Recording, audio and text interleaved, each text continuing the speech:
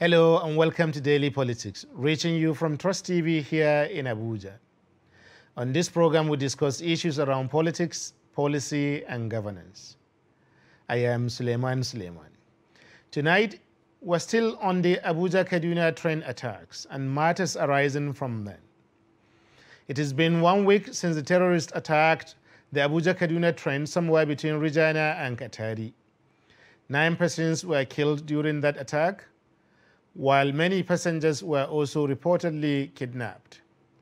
At the time of the attack, it was not clear how many passengers were on board, and therefore not also clear how many Nigerians were missing. But news reports earlier today indicate that, according to the Nigeria Railway Corporation, NRC, 184 train passengers are still unaccounted for, even as the NRC reported 170 others are safe now. While it is good to know exactly how many Nigerians are still missing, these figures actually raise more questions than answers. Meanwhile, earlier last Friday, the governor of Kaduna State, Malam Nasir El-Rufai, without mincing words, threatened that governors will be compelled to hire mercenaries if the federal government continued to treat the issue of banditry with kid gloves. Of course, other Nigerians and Nigerian groups like the Arewa Consultative Forum, ACF, and the Yoruba group, Afenifere, have also reacted to El-Rufai's comments. But of course, the governor said a lot more than that. So tonight we ask, how many Nigerians are missing? And why has it been so difficult to know? Why have their abductors still not made any demands? Will mercenaries help? And is El-Rufai justified in his frustrations? With me to discuss these issues are Nigerians who have covered issues around security and defense for a long time. Mr. Madu Onora is a veteran defense and security correspondent who also reported for the State House in Abuja. He's currently publisher of the Global Upfront newspaper and member Daily Trust editorial board. Also with me is Senator Irebu, a security analyst and editor-in-chief of Global Sentinel. Welcome to Daily Politics, gentlemen. Thank you very much. Thank you. We'll be right back after a short break. Stay with us.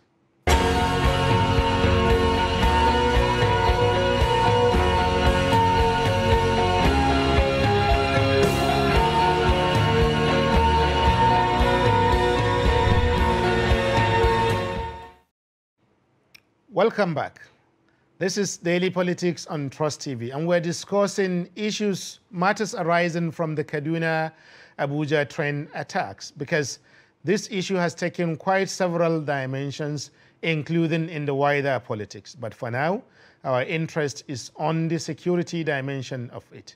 And with me are 2 people involved in such matters. So, Mr. Senator, and maybe you would tell Nigerians, because I'm sure, even I myself, when I was first introduced to you, I wondered whether the name refers to a senator as a name or a senator as a title for someone elected to serve in the National Assembly.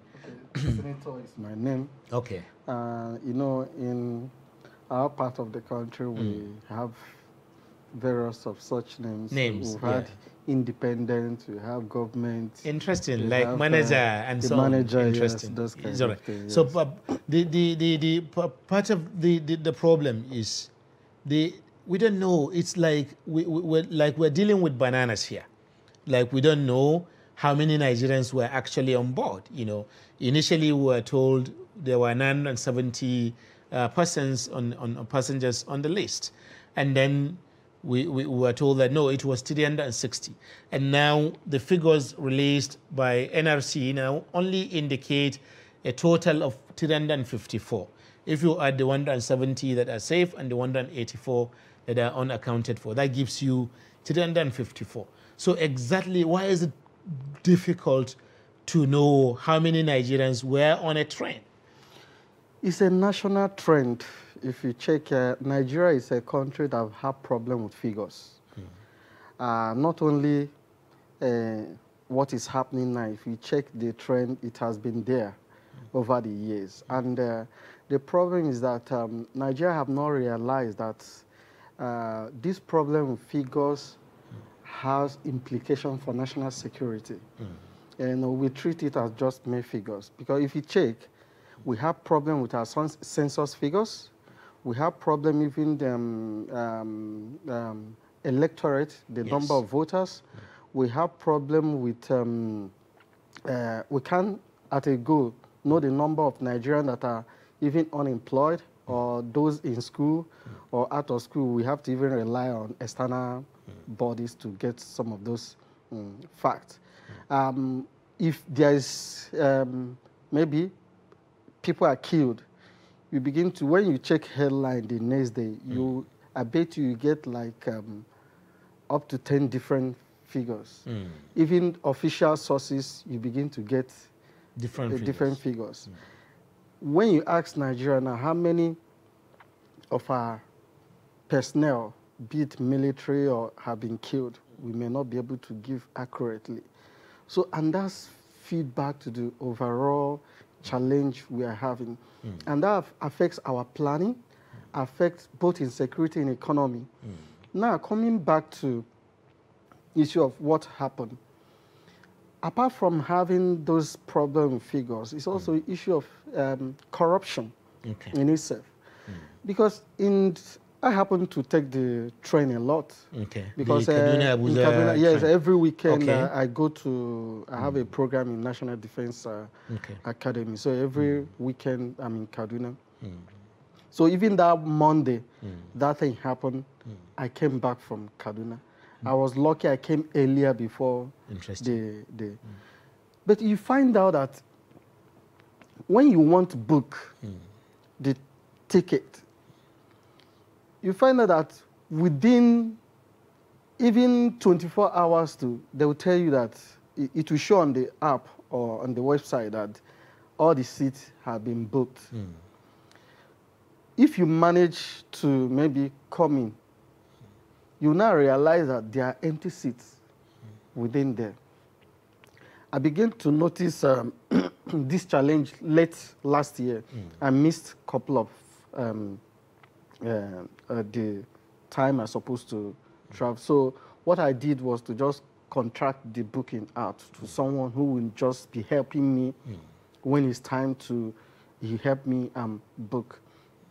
But now you find out that there is racketeers that will just buy off those tickets and begin to sell it at exorbitant prices. And they don't even care. I mean, they make money so much that if they don't sell it off eventually, they don't care. Like I told you, when you eventually enter, you find out that some of the seats are empty. So now, it's just like a manifesting when you enter the plane, aircraft. Yes. Now, that's why it's difficult to even give account of how many Nigerians, from where, the names of those that were on the train. So, issue of security issues there, then the problem of corruption that need to be tackled, and the culture thing, we don't take our numbers serious. So it has come to haunt us now. But Mr. Madu, in the context of a heightened security environment or insecurity environment in the country over the past few years, in fact, the Abuja-Kaduna train came at a time when insecurity was already an issue in the country. It was not like it came in the 80s or 90s when, you would say that we were relatively laid back and so on. It came when Boko Haram was already an issue here, even though you would say that it was largely confined to the northeast, but it was there, And now the banditry in the northwest has also been there, and there was in fact an attack on this very train in October last year.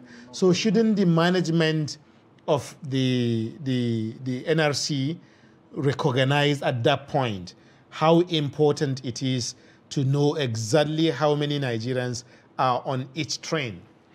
Yeah, starting from the conception for the project is very difficult to make sense out of the fact that the planners of that project did not put in the security protection of the infrastructure while executing it. And even when it has been commissioned, nobody bothered about protecting that vital national infrastructure. And it has been a trend over the years. People don't take security very seriously in Nigeria. People believe that security is for the military, for the other security forces. The agencies of the federal government, the ministries, the departments, the agencies, they don't believe in the fact that for every decision you're taking, it has security implications. And because they don't care, it is not part of the training and it is not part of the culture of the federal bureaucracy.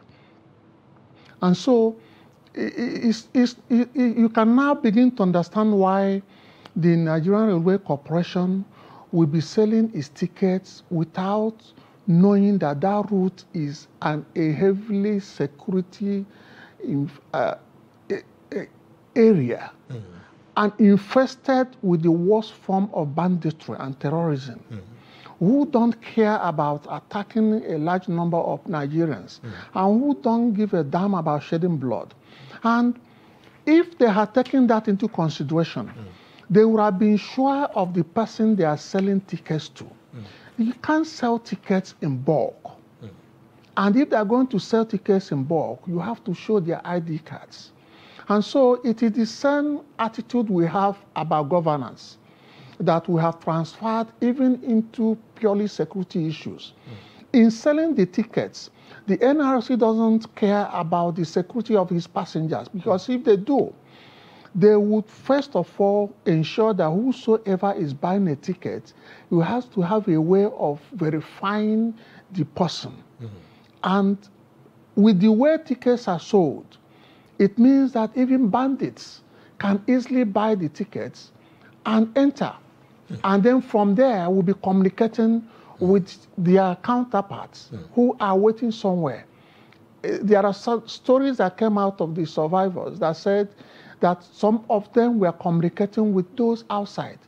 And it becomes so clear because all manner of people can easily buy from the racketeers, because those selling the tickets don't care about whether the people who enter the trains are secure or not.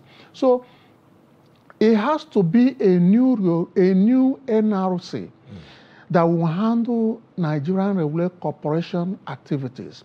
If it is the old ways, then expect worse things to happen. Because since a terrorist or a bandit, if he tries one thing and it works for him, that's where he goes all the time. And so what they need to do is to change the way they do business in the Nigerian Railway Corporation, just as every other sector has to change the way they do their business. The same way you cannot just enter the airport unless you have reasons. That's the way it has to be. If you don't have a ticket, you can't enter. But go to the terminus of any of these train stations. All manner of people enter. And so, thank you. So that raises, Senator, Mr. Senator, that raises the question, you know, from what Mr. Onora has just said, raises the question of the warning that the NRC itself was supposed to have been given, that don't apply. At least Erufai said that they wrote to them at least twice, you know, that stop applying this route at night. You know, we have intelligence from DSS, we have intelligence from other sources that people are planning, terrorists are planning to attack this train. You know, so this raises the question of what the NRC as a business, but also as a Nigerian entity, you know, did with this actionable intelligence. Yes, intelligence depends on how you act on it. Like you say, you can have the best of intelligence, but if the will to implement or execute or work on it is not there, then the intelligence becomes a lame dog or useless. And like Matt said, we don't have yet security culture. And security begins with each and every one of us. Like I told you, every weekend I'm there. I know some of my classmates who comes from Abuja like me, they go back on, because our lectures finishes between 5, 6. They rush back to Abuja by. But I took it upon myself. What it will cost me is extra money for extra nights. So I normally come back on Sunday. Apart from that day, I came back on Monday, the day of that, because I wanted to do, I have some other project I wanted to work on. That's all right. So I extended it. So I took it upon myself. I noted that going back that night is risky. Because I assume, for example, while we are going, I take mental picture of the area. Some of the areas are lonely. Some of the stations are in some of these deadly zones. And something can happen. Natural, that's mechanical failure can develop and you find yourself in the middle of nowhere. What do you do at that time? So that's what I'm saying. So what I'm saying is that first, as a human being, as a Nigerian, you should take security measure yourself. Then as an institution, that's what I'm saying, NRC, they're supposed to also take security. It's all this thing abused into the national security architecture. Yes. We believe so much in the kinetic, in throwing the physical, send the police, send the army, send the military, and we believe that's the security. No, security goes beyond the kinetic. It goes beyond deploying the armed forces, deploying the police. Security starts with some decisions. Yes. At the bureaucratic level, at individual level, even the timing, the decision whether to take that 6 p.m. train or not. So these are, if we can mainstream all these security measures within all the MDAs, the ministry, department, and parastatals, and build it across. It's not just when we just have police deploy, like now there's show of force, and their security meeting, the president meets all the service chiefs, then you issue a statement, everybody goes back to how long, like I saw a picture of the police deployed to show of force. I wrote in the comment, I said, for how long will they be there? Someone just said show of force. I said, yes, show of force, for how long? And there was this report about having the reconnaissance equipment of Nigerian Air Force following. I say, how feasible is this? Economically, it's not viable. Oh, do you know how much it is to fuel for one sortie? So how long are you going to follow one trend up, follow again? So thank you. Those I are like issues. the where the last issues that you raised now, the issue of reconnaissance and the cost of that how much it will cost the Air Force to fuel all of that and then to pay staff, because that's extra work, on a daily basis throughout the number of routes that the train would need to make, journeys that it's between Kaduna and Abuja. And then you now think of between Ibadan and Lagos and many other places where you have a train. But also the issue of security meetings that the presidents hold, and doesn't that boil down to what frustrated the governor of Kaduna State in the first place, that they have been, raising this issue again and again and again and again, but it doesn't seem like there's any clear indication that the federal government has, a plan to deal with this issue? Yeah, many Nigerians have come too hard on El-Rufai in a way that also show their frustration. But it also, for me, does not address the issues he raised. Okay. As a governor of a state, he has his own briefings on what is happening in his own state. And he has made it clear that he has been told that the military the paramilitary services know the locations of the hideouts of these terrorists or bandits. And nothing is being done about it. For him, it's very frustrating. And for a lot of Nigerians, it doesn't make sense. And then every day, every week or every other week, they will see stories of the meeting of the National Defense Council or the National Security Council, meeting on securing Nigeria, on defending Nigeria, and there is no positive effect of these meetings on the security of Nigerians. Now, for the governor of Kaduna State, I wouldn't blame him because on land, people cannot move from Abuja to Kaduna freely. By air, the airport, international airport, was attacked. You could see the viral videos of bandits, terrorists riding through the runway. And then the train. So meaning that his state is cut off. It means that economically, Kaduna State is in trouble.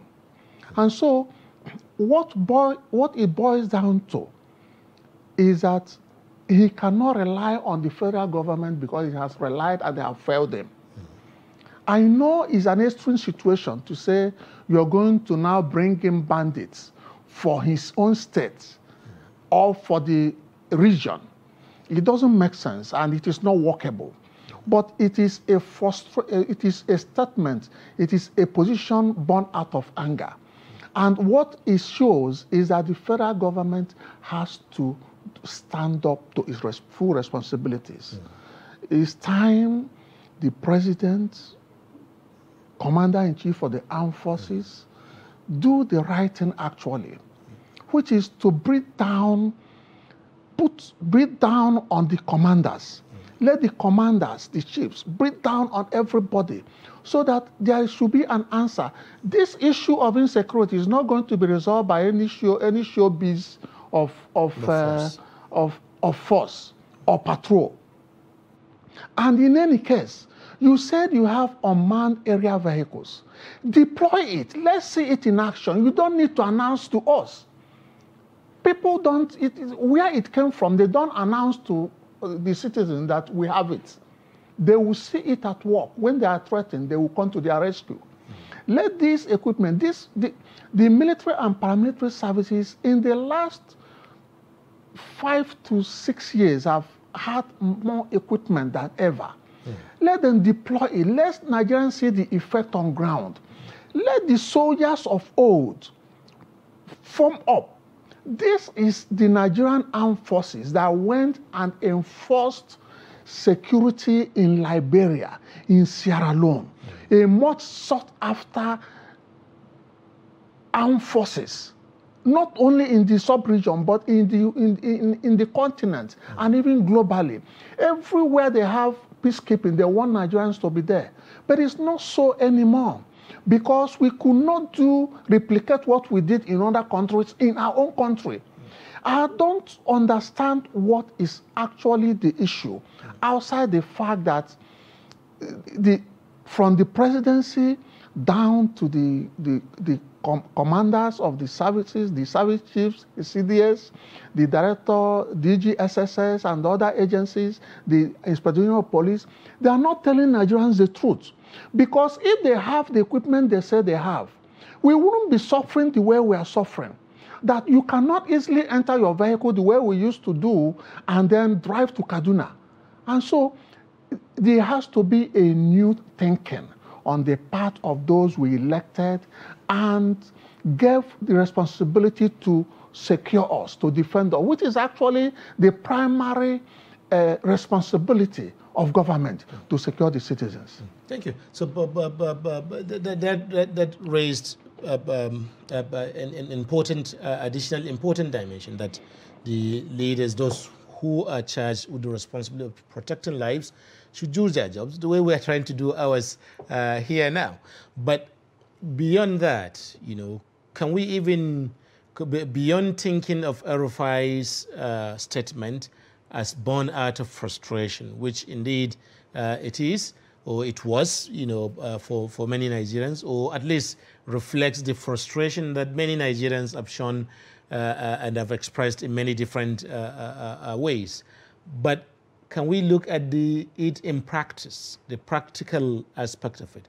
Is this something viable, constitutionally, legally, but also practically? Are there mercenaries, wherever they may be in the world, that can bring an end to this in a way that will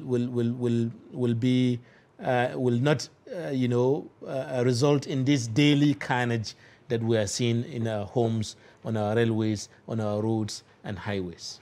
Okay, I'll look at it this way. Nature abhors vacuum. So what you notice in Nigeria is that there are a lot of ungoverned spaces. And these ungoverned spaces emanated from the fact that as Nigeria is presently structured, we are the only country that has a federal system with a unitary security architecture. That's why there is no bottom-up security response to Nigerian situation. And what happened? Because of that, you've seen mushrooming of militia, self-defense groups.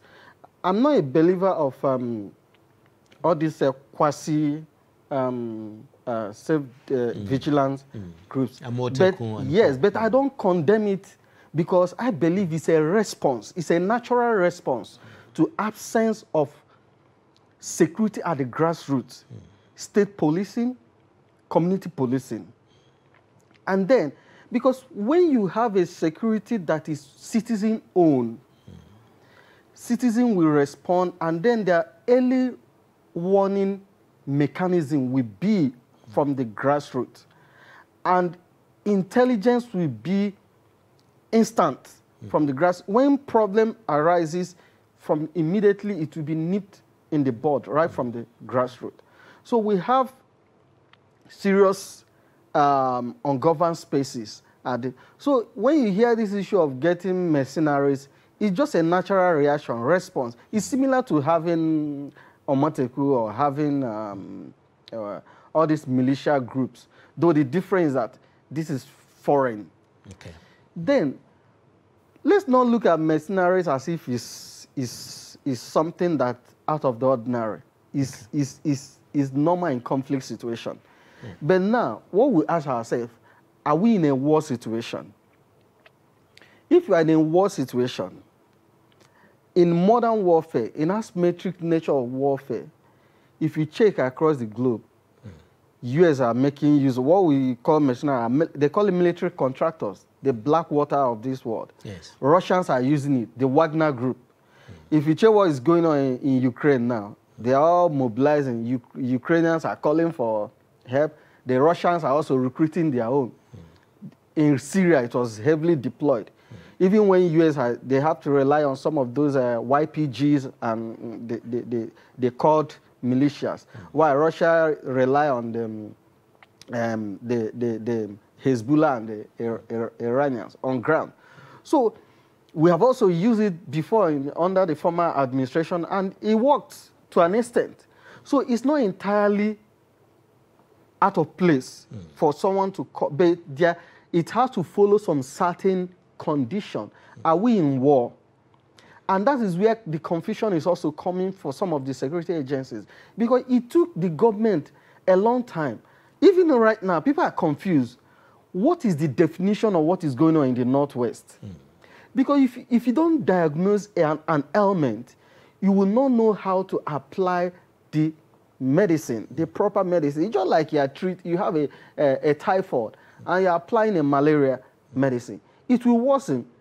I've been asking for a long time, even before this, people start calling it terrorism. I said, what is going on is terrorism. Have we properly defined what is going on in Northwest? And when there was a linkage between what is going on in part of Northwest to some jihadi groups in the Northeast, we are among those that started raising this alarm early on. But you begin to hear discordant tone from the political office holders who have the will to enforce. So there's no political will, then there's a lot of ungoverned spaces, and then there's confusion of the right approach. So when you see Governor El-Rufai crying out, it's because in theory he's the chief security officer of Kaduna State. In practice, he's a lame duck when it comes to, he can't command a DPO from how the Nigerian security architecture is structured. That DPO, it has happened now. Recently, the governor of Lagos State was, and the DPO refused, and was within his right because he's not answerable to him. So we've seen when in the situation in the Enugu State, when there was the attack in Uzuwan, and there was a security report, the governor of Enugu State informed the commissioner. The commissioner could not act because he had not received briefing from Abuja. So I see the governor weeping, powerless. So in Nigerian situation, there is a mismatch. It's just like you have a Bentley with Volkswagen engine. You have a federal structure with a unitary security architecture. So it's a mismatch of confusion. Now, like I said, there is maybe if we can just pause there and take a short break. When we return, you have an opportunity to continue right there. Thank you very much for staying with us. It's getting more and more interesting because we've now been told that it's indeed not out of place to have mercenaries help when help is needed in a very complex security situation. We'll be right back and we'll continue with this discussion. Stay with us.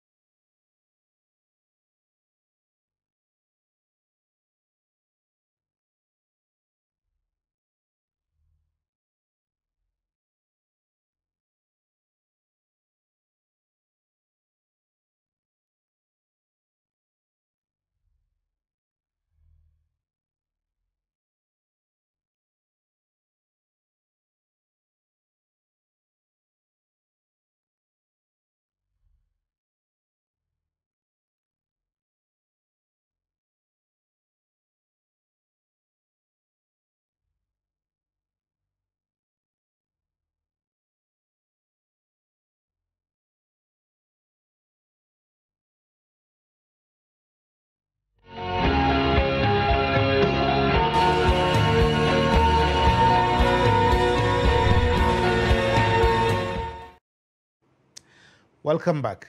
This is Daily Politics on Trust TV, and we're discussing matters arising from the attack on Kaduna-Abuja train last Monday. And with me are two security experts who, as we've learned, have been looking at various dimensions of this issue. So we continue.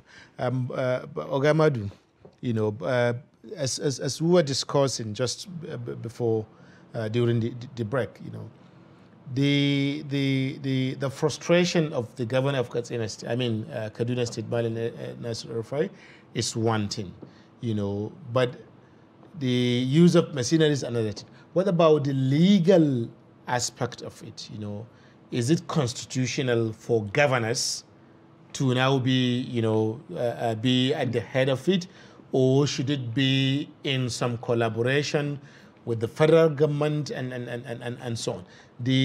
How do you view it? Building on what Mr. Senator has said earlier. Chairman, I think operationally there is no way the governor of Kaduna State or governor of the Northwest region or any region at all can now go into a foreign related issue. It doesn't add up. When Nigeria has to go for mercenaries in the Northeast, It wasn't a Borno government affair. It was a federal government of Nigeria affair. And there are ways of handling it. The army, the military, the police that these mercenaries will work with don't belong to the government and people of Kaduna State alone or the Northwest region, but to Nigeria. So it is actually the federal government of Nigeria that should look at the propriety of engaging mercenaries. And the military has repeatedly said they don't need mercenaries. Mercenaries have their own dynamics in a war situation. We can't deny them that. But these Nigerian armed forces, the way it used to be, the way it was made to be, the way it ought to be, doesn't. What about the way it is now? The way it is now. Still, is there a need for mercenaries? They have a need to have mercenaries, because mercenaries are just like contractors. You can't, it's not everything you want your military to get involved with. There are certain specific tasks they handle when they come. They don't go into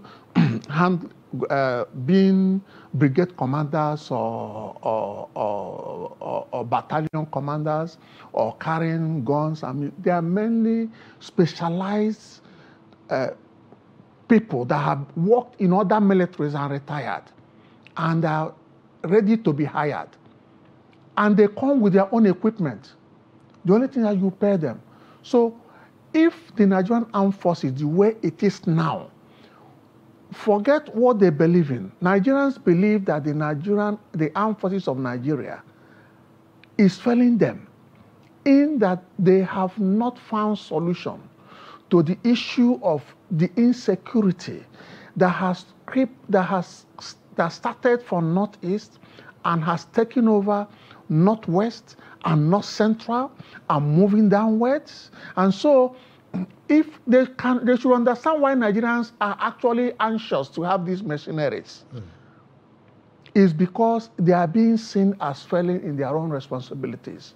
But with the equipment they have, and with the men and women, highly trained officers and men and women of the Nigerian military, they can still live up to their expectations and make the issue of mercenaries an issue that shouldn't even have arisen in the first place.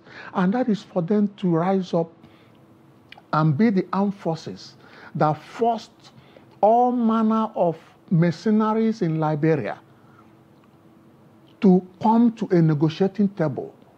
And we are ready to accept any offer to be left alone.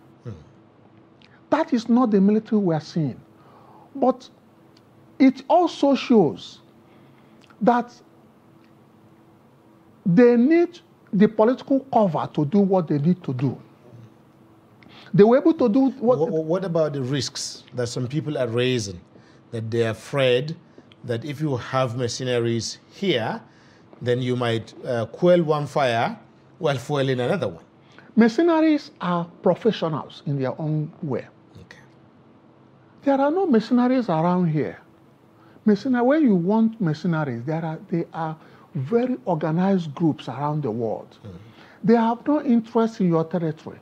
They will charge you an amount of money, and as long as you're paying them, they'll be doing what they're doing. They don't have any political objectives. No, the day they finish their work, they carry their equipment and go. That's what they did when this government came in 2015, and they had to disengage the mercenaries that were helping in the anti-Boko Haram war then. And they just carried their equipment and left. They have nothing on ground they want to die for here. Because they are waiting for the next war in order to earn more money. So it's not, the fears are unfounded. Interesting. Yeah. Oh, you wanted to add? So I want to add that, yes, all the analysis we are doing is not as if we are calling for mercenaries. Okay. But we are just trying to explain reason why it may be needed. Okay. If push comes to shove. And that is not out of place if a governor is calling for mercenaries. And though it's not within his capacity to do As so, a governor. even if it's going to be federal government decision to do so, he may request for it. Just like Governor of Borno State has also been calling. But at the end, it's government, the federal government decision. Then in as much, just like everything, there are also some disadvantages. Not the way people are looking at it, like saying after mercenary we stay and cause. No, they are confusing it with militia groups who are local, informal, this thing you empower and put after the conflict, they will refuse to, they become criminals or refuse to go. Just like he noted, mercenaries, their own is to pay after, just like when the former administration came, brought them, when Buhari administration said, we don't want, they left without causing any fuse because they don't even have way without to start. But the only fear or disadvantage is that there are some constraints that a formal military organization, like the Nigerian Army. Maybe constrained like rule of engagement, Geneva, all those kind of things. Mercenaries may not be constrained by that, and that's why they deploy them for some special operations. Interesting. Because they will not be constrained by some of those this thing. If there will be backlash to be for the political leaders who hired them. So that's this thing. Now, from what I was saying before, which he also hinted, he talked about political cover, which I said, one of the, it's not as if our military or armed forces don't have the way with that. But once we don't have the political will, because they read the body language of the commander-in-chief. And now, when you see some of the body language that come from the top, you begin to see, are they defining this as farmer-herder clashes? Are they seeing it as ethnic war? Or are they defining... if you check from the presidency, they are yet to really define what this conflict and you feel that that lack of definition is impacting on the response, on the response from the because you can't go beyond. If you go as a military or security, you are answerable to them. You can face some repercussion or consequences because you can't go beyond what you are assigned to do or what the mission, the area of the deliverable of your mission. So that lack of political will is really a limitation. And then we don't have a harmonized response to these issues in the Northwest. Okay. El-Rufai has his own idea about what is going on. The Zamfara governor has a different view. Actually, El-Rufai was speaking that they governors, they governors, not that he personally. I know, there was a time. There was a time they were having. Spoke in Hausa that we governors, that we governors will do this. So he spoke like the governors have adopted a position. Okay. There was a time they were having this discussion. El-Rufai said he's not going to pay ransom or negotiate or meet. Yes. Some other governor were saying they will negotiate. They will, So there was, but if they've harmonized, it's still subject to what the federal government, how they will support such agreement. Now, you look at when there was this Niger Delta crisis. President Yar'Adua then took step, sent President Jonathan. He even went to the creeks and meet these people. What other approach, apart from sending what other non-kinetic approach? How has the presidency or president involved from other ways of bringing this crisis to an end? Even beyond there's so much power in the presidency that if they want this crisis, it will flow down to the rank and file. If they show seriousness today, the language alone will reflect. That's what I'm saying. If there's a confusion in the body language, in the political way of if they don't have political cover, like he said, no matter how well trained our security agents, I trust them if they want to work. When they want to work, you will see results. But even given what Mr. Senator is saying, but even if the presidency or the government, defines the situation in the Northeast more like banditry, or they don't see it as a full-fledged terrorism, and therefore the actors, they don't see them as terrorists? Let's just say that even if that's how the government looks at it, isn't that all the more reason why you should see more non-kinetic approaches? You know, because if they are not terrorists, then they are still part of us, right? Therefore, other non-kinetic approaches, such as dialogue, such as, you know, looking for middle grounds, should be part of the strategies that government should deploy. Why are we not doing that? That's a question for the presidency. That's a question for the National Assembly. Okay. It is not a question for the armed forces of Nigeria. They are trained to carry arms. They are trained to deploy arms. They are trained to use those arms to stop every enemy of the state. Interesting. That's their primary responsibilities. These non-kinetic routes to ending any conflict is not solely in their hands. They will be doing what they are doing.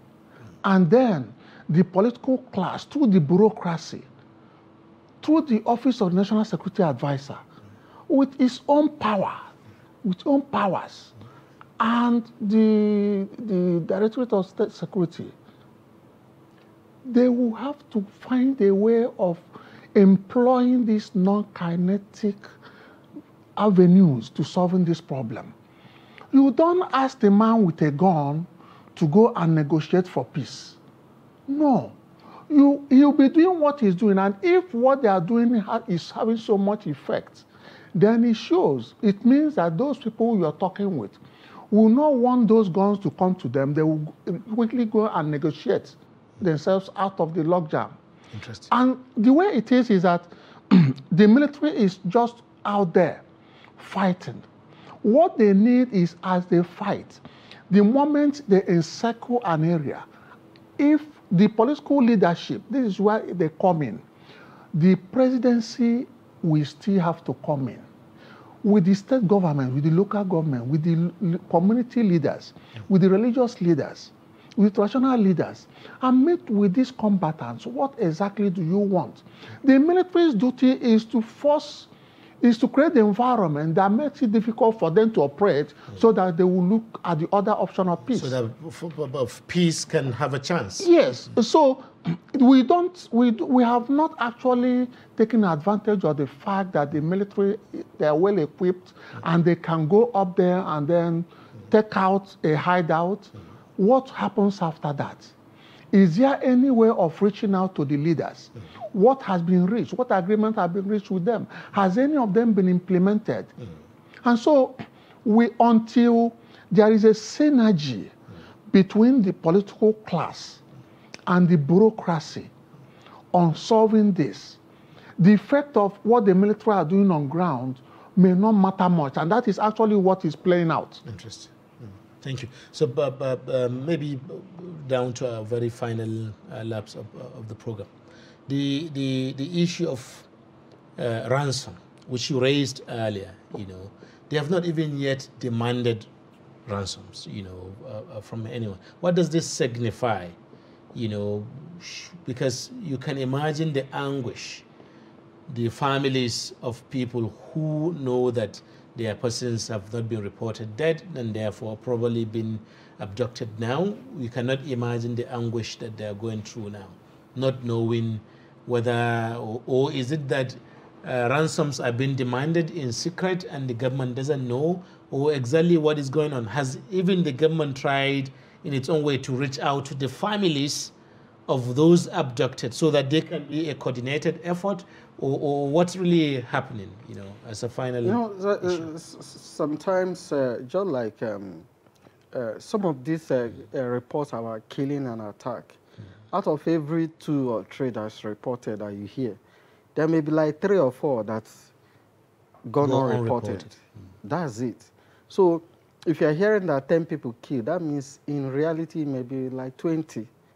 So some of the missing people we pray that they are still alive. Sometimes the family may take their own channel. They might reach out to them or even tell them, don't report to any, just negotiate. Or they are not willing to wait for the government. There's this case of students, this university that yes. At the end, government could not, we are deterring, we are dragging their feet. The family members have to individually start going to negotiate, for the release of their children or what, which is painful and which ought not to be so. So if government can keep tab with the family members and to be able to know what is going on, maybe we'll have a more bigger picture. But if it's going on individually, we may not be able to have, except if someone is investigating and on their own independently keeping tab of what is going on. Thank you. So as a final comment, pray for their safety.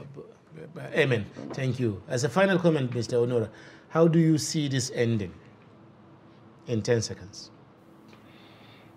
We pray that in the end, that those being held will come home and unite with their families safely. That is our prayer. But in doing that, there is a question I have been nagging all around.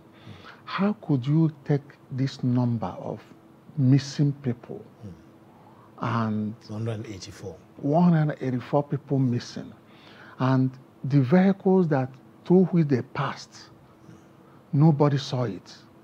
Where they are being held, nobody saw it. The location, the community where they are, nobody knows. That is where it gets confusing, and where questions arise and keeps arising, whether the communities are involved in this, or whether it's just some ragtag or terrorist groups or bandits doing this. It's an area that the government has to find out. Why is it that large numbers of people could move from one location to the other with all the checkpoints everywhere and they are not found? And 1 week after, no agency or government has found that they knew the location where these missing people are being held. And it is very troubling. But we pray that in the end, the right reason will come into the operators of the system, that they will have to find a way and rescue our fellow citizens who were just going on their normal line of duty. And from there, let them come back and join their families. Join in the fasting if they are Muslims. Join their families to celebrate Easter if they are Christians. And if they are atheists or whatever, go and worship their own God. That is what we pray, and that is the season we are in. I'm sure many Nigerians will join you in saying amen to that. Thank you very much, Mr. Madu Onora, for coming on the show. Thank you too, Senator Irobu, for coming on the show. It's really been fantastic having the two of you. Thank you also for staying with us, our viewers. It is because you come here. That's why we also try to be here for you. Join us tomorrow again when we bring you another edition of Daily Politics on Trust TV. My name is Suleiman Suleiman. Bye-bye.